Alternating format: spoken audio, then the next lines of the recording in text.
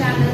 Today we are going to discuss about GPCR, and in the previous video we have also discussed about GPCR basic pathway, how the GPCR is getting activated and how the GPCR functions, which we have already discussed in the previous video. So these are certain important points about GPCR which we have already covered in the previous video. And if you have not watched that part of the video, I do recommend you to first watch that part and then you can understand it better. Because the detailed video I have made in the previous one. So what is GPCR? GPCR is a G protein coupled receptor and it is mainly present. GPCR functions in many type of acts in a many type of signaling pathway. That is neurotransmitter, hearing, smell, taste, all that thing it is present. And it is a transmembrane protein. It expands the membrane 7 times and it is also known as serpentine receptor. Why it is known as serpentine receptor? Because it expands the membrane 7 times. Then it belongs to the GDPase family, that is a hydrolase. Its main function is to convert the GDP into GDP. Okay? And when the GDP is present, it is signaling occurs, and GDP no signal. So first what happens when the ligand comes and binds to the GPCR, then the GDP will be converted into GDP. And the GDP consists of 3 subunits, that is alpha, beta and gamma, as we have discussed. The beta and gamma will be dissociated and alpha will be present. Okay, and then this will activate this GDP. Once after getting activated, it will activate the adenyl cyclase which is present in the plasma membrane. This adenyl cyclase will convert the ATP into CMP. What is the role of CMP? CMP acts as a secondary messenger. This CMP will go and activate the PK. Already we have discussed in detail what are the role of CMP, what is the role of PK. We have already discussed in detail. Okay, and this CMP will activate the PK, and the PK consists of regulatory unit and catalytic unit. 2 regulatory, 2 catalytic. This PK, once the CMP comes and bind here, this will separate it out, and then this will enter into the catalytic unit of PK, will enter into the nucleus, and this nucleus it will activate the transcription factor and will activate the desired protein which we are requiring for. So all these things happens in the basic thing of the GPCR.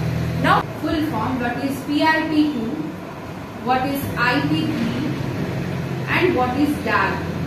All this full form, another full form is PLC, that is phospholipase C. Full form of PIP2, phosphoinositol. Okay, phosphoinositol diphosphate. IP3 messenger. Okay, inositol triphosphate. And what is the role of, what is the full form of diacyl glycerol? So these IP3 and DAG acts as a secondary messenger, and PLC is a phospholipase C is present in the plasma membrane, and PIP2 phosphoinositol phosphate. So why I am first telling you about this, we will discuss now. So discussing about IP3 DAG pathway. Okay, IP3 DAG pathway. So this is the GPCR and this is the plasma membrane. Okay, and here first of all it will be present in the GDP state, that is the alpha, beta and gamma will be present. Okay, here no, first case no ligand is present. Okay, here the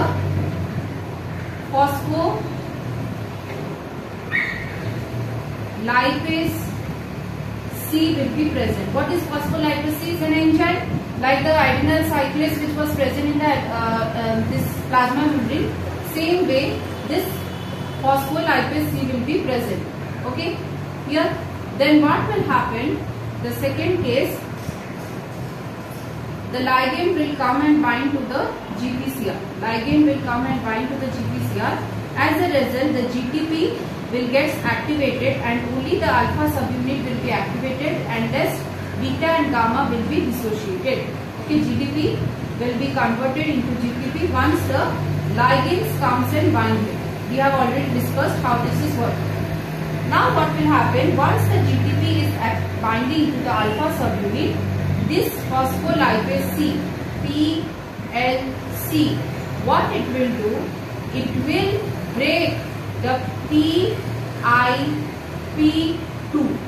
What is PIP2? Phosphoenol phosphate 2, which is present in the plasma membrane, into two parts, that is IP3 and DAG. Okay, IP3 and DAG. These two will act further as a secondary messenger. What?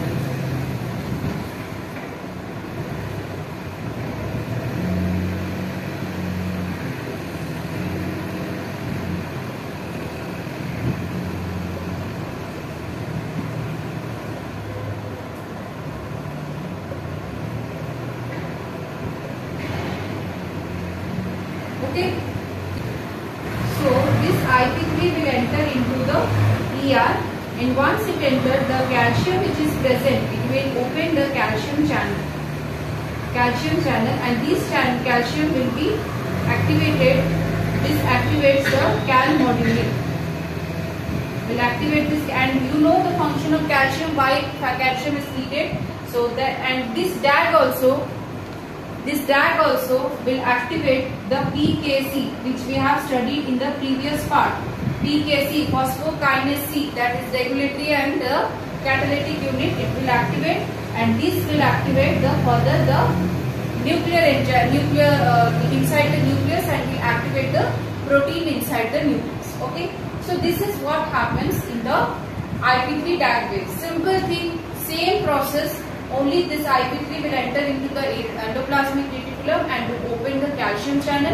And what is the role of calcium channel? Calcium channel acts as a secondary messenger, because in the polyspermy, in the slow block polyspermy, if you have read about fertilization, in the slow block polyspermy also the calcium is required. If you have do not know what is slow block polyspermy, then I will make another part of the video when we will discuss about fertilization. That part I can discuss about the slow block polyspermy. Okay, so the calcium is required. Calcium is required in many different things. So this calcium is stored inside the ER. For the opening of this calcium channel, this IP3 acts as a secondary messenger, and this DAG will activate the PKC. So this is how all of them functions by using the GPCR pathway. Okay, and some other things also, like the vision, as we have said that vision as well as the cholera toxin also works in the GPCR pathway. And if you want me to make that parts of the video, then also I can make about cholera. Also make video on GPCR in the vision system. So hope this part of the video was helpful to you.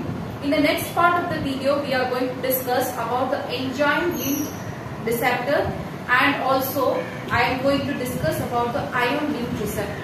Okay. So, and if you are new to my channel, do not forget to like, subscribe and share among your friends. Have a nice day.